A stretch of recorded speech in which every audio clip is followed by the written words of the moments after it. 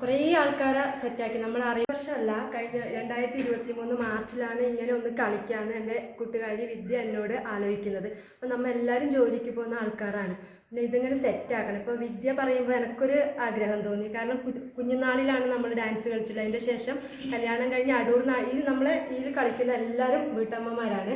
എല്ലാവരും കല്യാണം കഴിഞ്ഞിട്ട് വന്നതാണ്. അടൂർ നാട്ടിൽ ഇതുവരെ ഞങ്ങൾ അന്വേഷിച്ചപ്പം ഇതുവരെ തിരുവാതിരയോ കൈകൊട്ടിക്കളിയോ ആരും കളിച്ചിട്ടില്ല. പുറത്തുനിന്നുള്ള ഭരതനാട്യത്തിൻ്റെ അരങ്ങേറ്റം, അങ്ങനെ നാടകം, അങ്ങനെ ഗാനമേള അല്ലാതെ ഇതുവരെ ആരും കളിച്ചിട്ടില്ല. അപ്പോൾ നമ്മളൊന്ന് തിരുവാതിരയും കൈകൊട്ടിക്കളിയും ഒന്ന് സെറ്റാക്കി, കുറച്ച് ആൾക്കാരെ സെറ്റാക്കി ഞങ്ങൾ 8 പേര് കഴിഞ്ഞ പ്രാവശ്യം കളിച്ചു.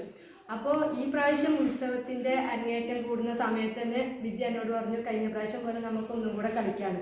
അപ്പം ഞാനും വിദ്യയും സൗമ്യയും മാത്രമേ കഴിഞ്ഞ ടീമിലത്തെ ആൾക്കാരുണ്ടായിരുന്നുള്ളൂ. ബാക്കിയെല്ലാം പിന്നെ അവരോരോരു കളിക്കുന്ന ആൾക്കാർ തന്നെയാണ്. വീട്ടമ്മയാണ്. ചെറിയ 6 മാസം പ്രായമായ കുഞ്ഞിൻ്റെ അമ്മ പോലും നമ്മളെ ഇതിലുണ്ട്. എല്ലാം വിട്ടിട്ടാണ് നമ്മൾ 5 മണിക്ക് ഫെബ്രുവരി 5-ാം തീയതിയാണ് ഞങ്ങൾ തുടങ്ങുന്നത്. മാർച്ച് 16 2024 മാർച്ച് 16 രാത്രി 8:30ക്കാണ് ഞങ്ങളുടെ പരിപാടി.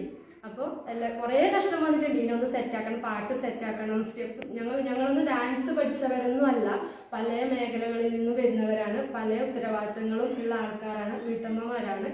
ഇങ്ങനെ എന്ത് പറയുന്നത്, ഇങ്ങനെ കളിച്ചുകൊണ്ട് പോകുന്നുണ്ട്. അപ്പം നമുക്ക് കളിക്കാനൊരു സ്ഥലം കിട്ടിയിരുന്നില്ല. അങ്ങനെ ഞങ്ങൾ വോയിസ് ഓഫ് അടൂർ ക്ലബിൻ്റെ ആൾക്കാരുമായി ബന്ധപ്പെട്ടിട്ടായിരുന്നു നമ്മളെ ക്ലബ്ബ് തരാമെന്ന് പറഞ്ഞു. അങ്ങനെ ഞങ്ങൾ ക്ലബിൻ്റെ സഹകരണത്തോടുകൂടി ഈ ക്ലബിലാണ് എല്ലാ ദിവസവും 5 മണിക്ക്.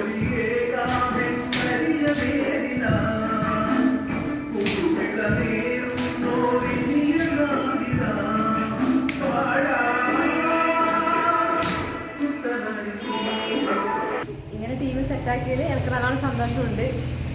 പിന്നെ നമുക്കെല്ലാം പ്രോത്സാഹനമുണ്ട്. ഭർത്താക്കന്മാർ എല്ലാവരും പ്രോത്സാഹനം തരുന്നുണ്ട്, നല്ലോണം പ്രോത്സാഹനം തരുന്നുണ്ട്.